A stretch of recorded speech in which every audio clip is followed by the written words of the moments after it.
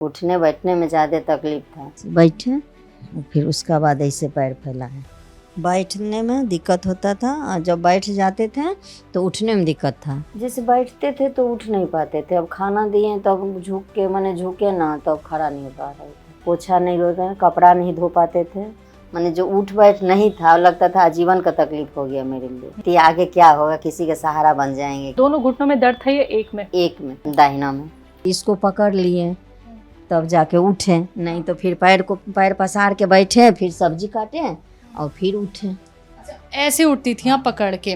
गौनसी है और सिर्फ गौनसिया लिया? सिर्फ गौनसिया थी। मेरी सासू माँ खाई थी, वो जो जैसे जैसे बताई तो जब वो कह रही है तो काम करेगा। 2 महीने में और अच्छे से आराम लगने लगा, झुकने में थोड़ा आसानी हो गया, पोछा लगाने में हो गया।